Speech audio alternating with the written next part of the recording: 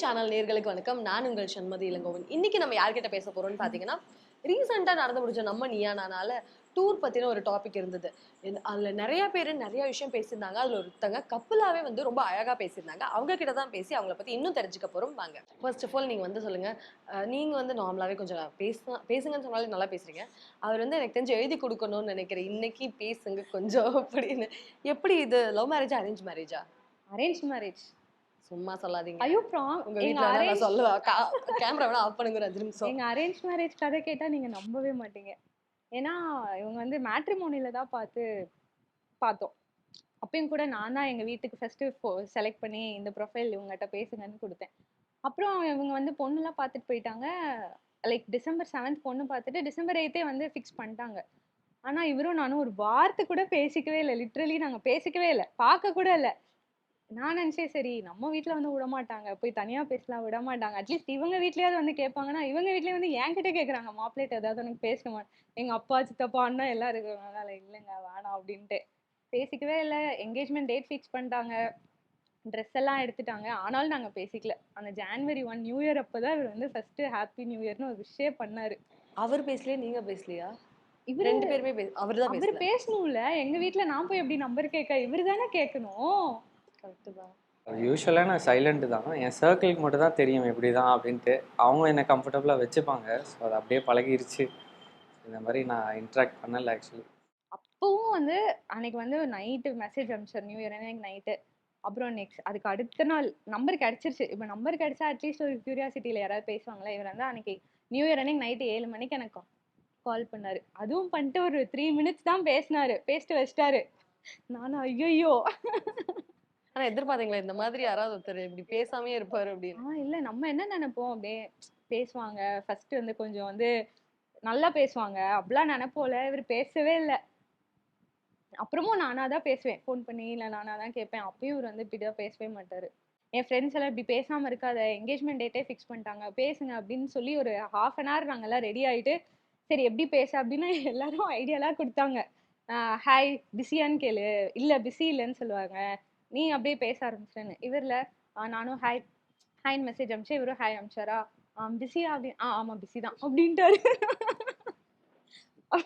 அப்படியே என் ஃப்ரெண்ட்ஸ் எல்லாரும் போயிட்டாங்க. ரொம்ப கஷ்டம். உங்களுக்கு பிடிச்சதானே ஓகே சொல்லியிருப்பீங்க. அப்ப சொன்னதுக்கு அப்புறமே ஏன் நீங்க வந்து பேச ட்ரை பண்ணல? இல்ல பேசினாலே அந்த கான்வர்சேஷன் பில்ட் பண்ண ட்ரை பண்ணல? இல்லை ஆக்சுவலி நான் என்ன பேசுறதுன்னு எனக்கு தெரியல. ஆக்சுவலாக நான் பேசினா ஒரு 2-3 மினிட்ஸோட அதுக்கப்புறம் என்ன பேசுன்னு தெரியாது. ஸோ அதனால் அப்படியே சைலண்டாகவே இருந்துட்டேன். இவங்களும் ஆனால் பேச மாட்டாங்க. ஸ்டார்டிங்லாம் சுத்தமாக பேசவே மாட்டாங்க. ஸோ எனக்கும் பேச தெரியாது. ஸோ அப்படியே இப்போ போயிடுச்சு. இவரு இப்ப ஃப்ரெண்ட்ஸ்னா டக்குன்னு பேசிடலாம் ஏதாவது இவரு எப்படின்னே தெரியல. நான் வந்து எங்க வீட்ல எல்லாம் வந்து இடையில குழப்பி விட்டேன். அவர் வீட்டுக்கு பயந்துட்டு வந்து கல்யாணம் ஓகே சொல்லிட்டாரு போல, கொஞ்சம் கேளுங்க அப்புறம் வந்து கஷ்டம் போல. எங்க வீட்லயும் ஆமான்னுலாம் சீரியஸா நினைச்சிட்டாங்க. உங்களுக்கு முதல் ஸ்கூல்ல க்ரஷ்லாம் இருந்திருக்கா? யாருமே இருந்திருக்கேன். நீங்க போய் உங்க க்ரஷ்ட சொல்லிருக்கீங்களா எனக்கு உங்களை பிடிக்கும் அதெல்லாம்? சொல்லியிருக்கேங்க. ஆனால் அதே என் ஃப்ரெண்டை கூப்பிட்டு போய் தான் சொன்னேன். ஸ்கூல்லேருந்து காலேஜ் முடிக்கிற வரைக்குமே நான் அந்த பொண்ணு நாங்கள் பேசுவோம். அவங்க பஸ் ஸ்டாப்புலாம் போவோம். அந்த மாதிரி தான் இருந்தோம். ஆனால் பெருசாக நான் அப்பயும் பேச மாட்டேன். பேசினாலும் என் ஃப்ரெண்டை கூப்பிட்டு தான் போவேன் ஆக்சுவலி. அது கடைசி வரைக்கும் அதை தாண்டி வந்து போகல ஆக்சுவலி. அங்கேயே ஸ்டாப் ஆயிடுச்சு. அவ்வளோதான். இதெல்லாம் இவங்க கிட்ட சொல்லியிருக்கீங்களா? ஷேர் பண்ணியிருக்கீங்களா? இப்படி எனக்கு ஒரு பாஸ்ட் இருக்கு அந்த மாதிரிலாம் ஷேர் பண்ணியிருக்கீங்களா? அதெல்லாம் ஷேர் பண்ணியிருக்கேன். அதுக்கு இவங்க எதுவுமே ரியாக்ட்லாம் இல்லை, பொசசிவ் ஆகுது அந்த மாதிரிலாம்? பொசசிவ்லாம் ஆக மாட்டாங்க. நான் பேசணும் அந்த பொண்ணு யாரு அந்த மாதிரி தான் அவங்க. நீங்க இந்த ஜில்லுனர் காதல் படம் எல்லாம் பார்த்துட்டு எனக்கு தெரிஞ்ச ஏதோ இன்ஃபுளுன்ஸ் ஆயிருக்காங்க போல, நான் போய் பேசுறேன் அந்த மாதிரி. இல்ல அந்த மாதிரி ஆக்சுவலி அந்த மாதிரிலாம் இல்ல. சும்மாவே இவரு ஏதாவது ஒண்ணு பண்ணி பேச வைக்கணும்ல இவரு எனக்கு. ஏதாவது ஒண்ணு எனக்கு அந்த மாதிரி அந்த ஒரு இன்செக்யூரிட்டியா எனக்கு கிடையாது. இவரு லைஃப் வந்த பிறகு வந்துட்டு இவர் வேற யார்ட்டையோ பேசி வரும், இல்ல அந்த பொசசிவ்னஸ் அந்த மாதிரிலாம் எனக்கு எதுவுமே கிடையாது. என்ன பேசினாலும் இவர் என்கிட்ட தான் வந்துருவாருன்னு எனக்கு அந்த ஒரு. எப்ப நீங்க வந்து உண்மையாலுமே அவங்க கிட்ட ஒரு கான்வர்சேஷன் ஸ்டார்ட் பண்ணீங்க? எப்ப உங்களுக்கு உண்மையா பிடிக்க ஆரம்பிச்சது? இல்லை பிடிச்சது ஸ்டார்டிங்லேருந்தே பிடிச்சிருந்துச்சு. லைக் ஃபஸ்ட் டைம் வந்து நியூ இயரில் பேசினேன். அதுக்கப்புறம் கொஞ்சம் கொஞ்சமாக பேசணும். என்கேஜ்மெண்ட்டுக்கு அப்புறம் நிறைய அவுட்டிங்ஸு, அதுக்கப்புறம் நிறைய கேஷுவலாக பேச ஆரம்பிச்சிட்டேன். ஃபர்ஸ்ட் அவங்களாம் உங்ககிட்ட என்ன பேசுனாங்கன்னு உங்களுக்கு ஞாபகம் இருக்கா? இதுதான் அவங்க என்கிட்ட பேசுனாங்க. பிகாஸ் ரொம்ப லிசன் பண்றவங்க நிறைய மெமரி வச்சிருப்பாங்கன்னு நான் கேள்விப்பட்டிருக்கேன். அதனால கேக்குறேன். எல்லாம் பேசணும். மறந்துட்டாரு. உங்களுக்கு எவ்வளவு பில்டப்பா சொல்றேன். இல்ல அவங்க வெளியில உங்களுக்கு- போலாம் அந்த மாதிரி தான் பேசிட்டு இருந்தோம். இல்ல என்ன பேசுனாங்க ஃபர்ஸ்ட் இவங்க இதான் என்கிட்ட பேசுனாங்க, என் லைஃப்ல இதுதான் முதல் வார்த்தை நான் கேட்டேன் அப்படின்னு. அந்த வார்த்தை தேங்க்யூ தான். நியூ இயர் நான் நியூ இயர் விஷ் பண்ணேன், அதுக்கு தேங்க்யூ நாங்க அவ்வளோதான். நான் வந்து ஆஃபீஸ்லேருந்து வந்தெல்லாம் ஃபோன் பண்ணுவேங்க ஸ்டார்டிங்கில். அப்போல்லாம் ஃபோன் பண்ணிட்டு ஹாய் என்ன இவர் எனக்கு வந்து ஷிஃப்ட் 3:30க்கே முடிஞ்சிடும் ஆஃப்டர்நூன். இவர் வர வரைக்கும் நான் வெயிட் பண்ணுவேன். இவர் வேற ஆஃபீஸில் இருக்கையில பண்ணாலும் எடுக்க மாட்டாரு. சரி வந்து பேசட்டும்னு வந்து என்ன பண்ணுற, சாப்பிட்டியா, சரி ஓகே நான் இப்போ தான் வந்தேன், நான் ஃப்ரெஷ் ஆகிட்டு இதுக்கே நீ இப்போ ஃபோன் பண்ண, ஃப்ரெஷ் ஆகிட்டே கூப்பிட்டுருக்க ஃப்ரெஷ் ஆயிட்டானா கூப்பிடுவாரு. கூப்பிட மாட்டாரு.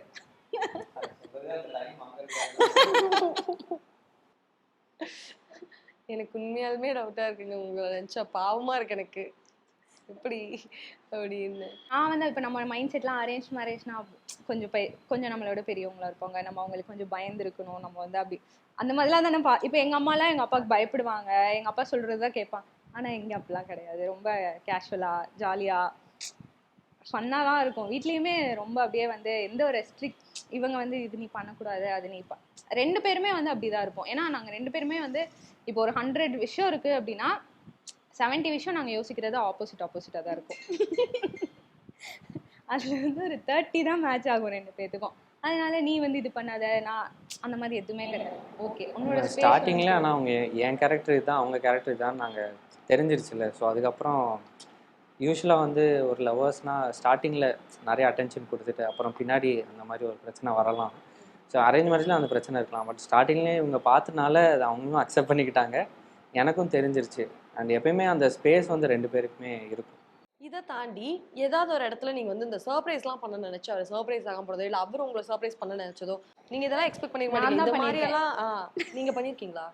சர்ப்ரைசஸே வந்து ஒரு 2-3 டைம் நான் தான் இவரை சர்ப்ரைஸ் பண்ணியிருக்கேன். ஏன் அவரு ஆனா எல்லாமே உங்களுக்கு பண்ணுவாரு, உங்களை கூட்டிட்டு போயே பண்ணுவாரா? இவர் என்கிட்ட கேட்டுருவாரு, ஓகே இது நான் பண்றேன், இது ஓகேவா, அந்த மாதிரி ஒரு டைப். இவரு ஒரு தடவை இவரோட கீ, இவங்க வந்து தனியாக தான் இருந்தாங்க அப்போ கல்யாணத்துக்கு முன்னாடி, அந்த பர்த்டே உங்களுக்கு மார்ச் வந்து பர்த்டே, எங்கள் கல்யாணம் ஆக்சுவலி மேலே நடக்க வேண்டியது கோவிட்னால போஸ்ட்போன் ஆயிடுச்சு. ஸோ அப்போ வந்து அவங்க என் ஃப்ரெண்டெல்லாம் கூட்டிகிட்டு போய் இவங்களுக்கே தெரியாமல் அவங்க வீடெல்லாம் ஃபுல்லாக டெக்கரேட் பண்ணி கேக்கெல்லாம் வாங்கி இவங்க ஃப்ரிட்ஜுக்குள்ளே இவருக்கே தெரியாமல் வச்சு அப்புறம் 12 மணிக்கு எல்லோரும் இவரை கூப்பிட்டு போய் கேக்கெல்லாம் கட் பண்ணி செலிப்ரேட்லாம் பண்ணோம். அது நான் பண்ணேன். அப்புறம் அந்த வேலண்டைன்ஸ் டேக்கும் நான் தான் இவரை தேடி போனேன். இவரை பார்க்க நான் தான் போனேன். இவர் அப்போ மஹேந்திரா சிட்டியில் இருந்தார், நான் ஷோலிங்கநல்லூர்லேருந்து இவரை பார்க்க நான் போயிட்டேன். நான் தான் போய் சர்ப்ரைஸ் பண்ணி இன்னைக்கு வேலண்டைன்ஸ் டே, இன்னைக்கு நீ லீவ் போடு. அவர் அதுக்கு என்ன பண்ணார்? ரிப்பீட். ஆக்சுவலாக நான் வேறு பிளானில் இருந்தேன். யூஸ்வலாக என் ஃப்ரெண்ட்ஸ் வந்து வீட்டுக்கு வந்துடுவாங்க, ஸோ எல்லா வீக்கெண்டும் வந்துடுவாங்க. ஸோ அப்புறம் வந்து அந்த பிளானை மாற்றிட்டு வேலண்டைன்ஸ் டே ஃப்ரெண்ட்ஸ் வீட்டுக்கு வருவாங்க யூஸ்வலாகவே. ஜென்ரலாக எல்லா வீக்கெண்டுமே இவங்க தனியாக இருந்தனால அவங்க அங்கே ஹாஸ்டல்ல இருக்கவங்க அந்த மாதிரி எல்லாரும் சேர்ந்து இவங்க வீட்டுல தான் வந்து இருப்பாங்க. நீங்க எந்த இயர் born? 93. ஆனா நீங்க என்னைக்காவது ஃபீல் பண்ணிருக்கீங்க, ரொம்ப ஜோவியலா டக்கு டக்குன்னு பொண்ணுங்களை இம்ப்ரெசிவா பேசுற பசங்க இருப்பாங்க, அந்த மாதிரி இப்பெல்லாம் எப்படிடா பசங்க இப்படி இவ்வளவு சீக்கிரம் பேசுறீங்க, இல்ல இவ்வளவு இம்ப்ரெசிவா எப்படி பேசுறீங்க, எனக்கு இதுதான் வர மாட்டேங்குது, அந்த மாதிரி என்னைக்காவது நினைச்சிருக்கீங்க? இந்த மாதிரி நிறைய நாள் நினச்சிருக்கேன். எப்படா எல்லாம் பேசுறீங்க அப்படின்னு. நான் வந்து ரொம்ப ரொம்ப டைம் எடுப்பேன் ஆக்சுவலி ஒருத்தங்களை பழகி நார்மலாக பேசுறதுக்கே ரொம்ப டைம் ஆகும். ஸோ அதெல்லாம் பார்க்கும்போது எப்படா இப்படிலாம் பேசுறீங்க. அதுவும் இப்போல்லாம் லிங்க்டின்லலாம் வந்து நிறைய கான்டாக்ட்ஸ் கனெக்ஷன்ஸு அந்த மாதிரி. LinkedIn, bumble, Instagram, Facebook, Twitter எத்தனையோ இருக்கு. நீங்க எந்த இடத்துலலாம் போனா உண்மையாலுமே ஒரு மாதிரி ஏலியன் மாதிரி ஃபீல் பண்ணுவீங்க? நான் இங்க வராமே இருந்திருக்கலாம், என்ன நீங்க கூப்பிடாமே. நான் சொல்றேன் இது நிறைய இடம் இருக்கு. நாங்க வந்து வித்யாசாகர் சார் கான்சர்ட் போயிருந்தோம். அப்போ வந்து எல்லாரும் எந்திரிச்சு அப்படியே அந்த அப்படி போட்டு சாங்க்லாம் எல்லாரும் டான்ஸ் பண்ணிட்டு இருக்காங்க. நானு இவங்க ஃப்ரெண்டு அவங்க ஒய்ஃப் நாங்க 4 பேர் போயிருந்தோம்.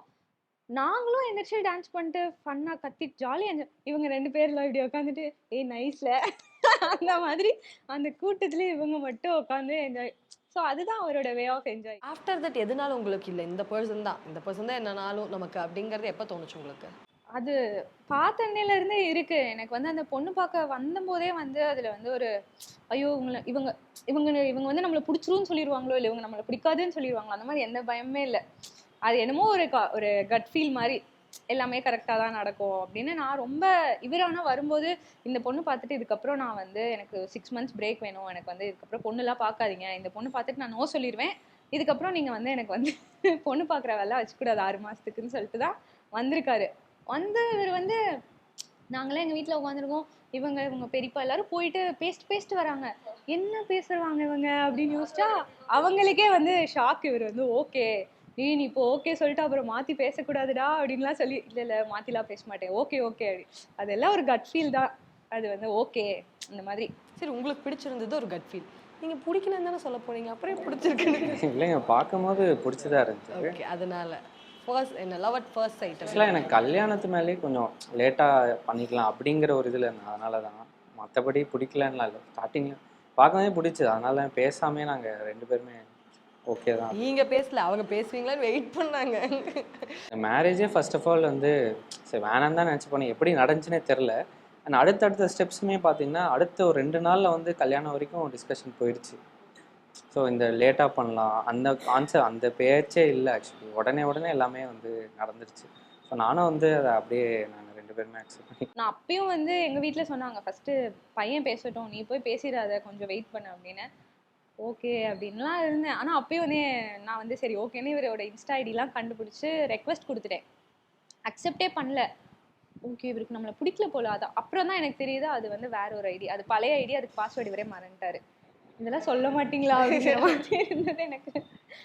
அந்த மாதிரி நிறையா இருக்குது. அதான் சொல்கிறேன்ல, இப்போ ஒரு கடைக்கே போனால் கூட, இப்போ ஒரு தோசை சாப்பிட்றோன்னா கூட நான் வந்து மிளகா சட்னியில் டிப் பண்ணுவேன், இவர் தேங்காய் சட்னியில் டிப் பண்ணுவார். அப்படி ஒரு ஆப்போசிட் டேஸ்ட் தான் 2 பேத்துக்கும். நான் வந்து பக்கா நான்வெஜ், இவர் வந்து வெஜ்ஜு. வெஜிடேரியனா நீங்க? வெஜிடேரியன் தான். எக்கு சாப்பிடுவாரு, சூப் மட்டும் குடிப்பாரு, பீஸ்லாம் சாப்பிட மாட்டார். ஆமாம், வெஜிடேரியன் அந்த மாதிரி. ஓகே, அந்த மாதிரி எல்லாமே வந்து ஆனால் வந்து எப்படியோ மேட்ச் ஆகி போயிட்டு இருக்கு. நாங்களும் அதனால அதில் ரொம்ப போய் ஆராயிறது. அவங்க ஆனால் சொல்லியிருக்காங்களா, என் பையன் வந்து ரொம்ப சாந்த சுரூபியா இருப்பாங்க, உங்களுக்கு வந்து எந்த பிரச்சனையும் இருக்காது, உங்க கூட சண்டைலாம் போட மாட்டாங்க, அந்த மாதிரி சர்டிஃபிகேட்லாம் கொடுத்துருக்காங்களா? மதர் சண்டைலாம் நல்லா போடுவாரு. அப்படியா? நல்லா போடுவாரு. இங்கே தான் அமைதியாக அப்படி சிரிச்சிட்டே இருக்காரு. ஏய், அப்படிலாம் நீ பார்த்தா ரொம்ப பால்வெளியிற முகம் மாதிரி இருக்காரு. நல்ல சண்டை போடுவாரு. அப்புறம் நான் கடுப்பாயிடுவேன், நான் சண்டை போட்டு இவர் உடனே வித்தின் அப்படியே ஒரு 2 மினிட்ஸ்ல அப்படியே அந்த கோவெல்லாம் போயிடும். நான் சண்டை போட்டேன்னா ஒரு செகண்ட் சண்டை போட்டு அடுத்த செகண்ட் நார்மல் ஆயிடுவேன். ஆனால் இவங்க அப்படி கிடையாது. சண்டை போட்டால் ஒரு வாரம் போகும். ஒரு வாரம் பார்த்தோன்னா லவ் அதெல்லாம் தாண்டி ஃபால் இன் லவ் அப்படிங்கிறது அவங்க விஷயத்துல எப்போ நடந்தது? எந்த ஒரு மொமெண்ட்ல, இல்லை எந்த ஒரு விஷயத்துல உங்களுக்கு உண்மையா அது ஃபீல் ஆச்சு? ஆஃப்டர் மேரேஜா இருக்கலாம், எந்த இன்சிடென்ட்டாக வேணா இருக்கலாம், ஆனா இந்த இன்சிடென்ட்ல தான் எனக்கு உண்மையா அது ஃபீல் ஆச்சு, அப்பதான் எனக்கு அது ஸ்டார்ட் ஆச்சு. எனக்கு குழந்தை பிறந்துச்சு. அப்போ நான் ஒரு கம்பெனியில் ஒர்க் பண்ணிட்டு இருந்தேன். அது எப்படின்னா ரொம்ப டாக்ஸிக்கான என்விரான்மெண்ட்டு. எனக்கே வந்து என் மேலே ஒரு செல்ஃப் டவுட், ஒரு செல்ஃப் ரெஸ்பெக்டே இல்லாத ஒரு டைமில் இருந்துச்சு. ஸோ அப்போ தான் குழந்தை பிறந்திருக்கு. ஸோ நெக்ஸ்ட் வீக் நான் வந்து வேலையை விட்டுறேன். அதுக்கு காரணம் என்னென்னா இவங்க தான். இவங்க என்ன சொன்னாங்க, எதுவாக இருந்தாலும் நான் பார்த்துக்கிறேன், நீ தைரியமாக வேலையை விட்டு உனக்கு என்ன பிடிச்சிருக்கோ, உனக்கு என்ன வருதோ அது நீ செய், அது வரைக்கும் நானே உன்னை பார்த்துக்கிறேன்னு சொல்லிட்டாங்க. ஸோ அதுக்கப்புறம் ஒரு 6 மாதம் ஃபேமிலி, குழந்தை, என்ன எல்லாரையும் சேர்த்து இவங்க தான் பார்த்துட்டு இருந்தாங்க. ஸோ அப்போ வந்து ஃபினான்ஷியலி ஃபுல்லாக அவங்க தான். ஃபினான்ஷியலி மட்டும் இல்லை, மென்டல்லையும் வந்து இவங்க தான் எனக்கு ஃபுல்லாகவே சப்போர்ட் பண்ணி வேறு ஒரு வேலை கிடைக்கிற வரைக்கும் எனக்கு அவங்க தான் இது பண்ணாங்க. ஸோ அந்த டைம் வந்து ரொம்ப இதாக இருந்துச்சு.